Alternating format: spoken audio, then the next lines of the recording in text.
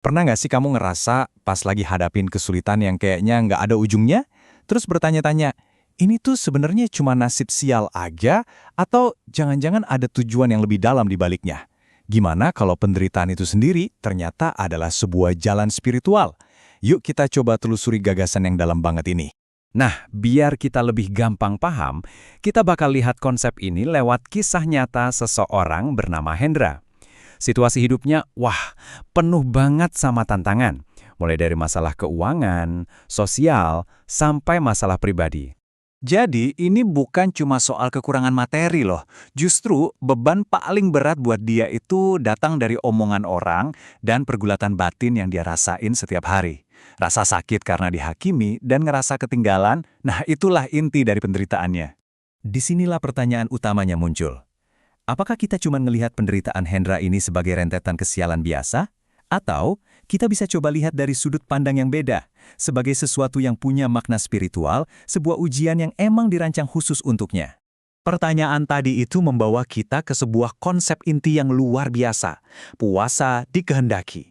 Ini adalah sebuah cara pandang baru untuk memahami penderitaan. Jadi bukan lagi sebagai hukuman, tapi sebagai sebuah proses. Oke, jadi apa sih sebenarnya puasa dikehendaki itu? Sederhananya, ini adalah sebuah kondisi di mana kita seolah dipuasakan dari hal-hal tertentu dalam hidup, misalnya kemapanan finansial atau mungkin pasangan hidup. Tapi ini bukan kita yang milih, melainkan atas kehendak Tuhan. Tujuannya sangat spesifik, untuk memurnikan jiwa kita dari ego. Bedanya tuh mendasar banget. Kalau puasa Ramadan, kan kita yang pilih secara sadar dan kita tahu persis kapan waktu berbukanya. Nah, puasa dikehendaki ini seolah dipaksakan ke kita dan kita sama sekali nggak tahu kapan akan berakhir. Yang satu adalah ibadah periodik, yang satunya lagi adalah ujian kehidupan itu sendiri. Nah, ini poin krusialnya. Puasa ini ternyata menargetkan dua jenis ego yang sangat kuat.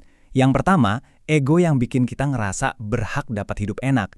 Dan yang kedua, ego yang haus pujian, yang bikin kita bergantung sama validasi dari orang lain. Wah, ini relevan banget kan sama penderitaan yang dialami Hendra? Lalu, kalau kita merasa sedang berada dalam puasa dikehendaki, gimana cara terbaik buat menjalaninya? Jawabannya ada pada sebuah metode yang disebut Trisula Kebenaran. Fondasinya ada 3 langkah yang saling berkaitan erat. Sadar, tabah, dan sabar. Dan ini bukan sekedar urutan biasa ya. Ini lebih kayak sebuah siklus yang terus berputar, yang membantu kita melewati ujian ini dengan nilai terbaik di hadapannya. Langkah pertama, sadar. Ini soal menggeser fokus kita. Jadi, daripada kita marah-marah sama orang yang menghakimi kita, yang berarti fokus ke objek di luar, kita justru harus lihat ke dalam diri sendiri. Kita bertanya, kira-kira nafsu apa ya di dalam diriku yang lagi coba dibersihkan sama Tuhan lewat kejadian ini? Ini adalah pergeseran total dari menyalahkan jadi introspeksi. Selanjutnya, tabah. Tabah itu bukan cuma pasrah bertahan loh, tapi bertahan tanpa mengeluh ke sesama manusia. Kita tetap kerja dengan jujur, tetap berbuat baik, meskipun rasanya keadaan ini nggak adil. Karena konon, keluhan kita itu justru bisa menutup pintu berkah yang kita harapkan. Dan langkah terakhir adalah sabar.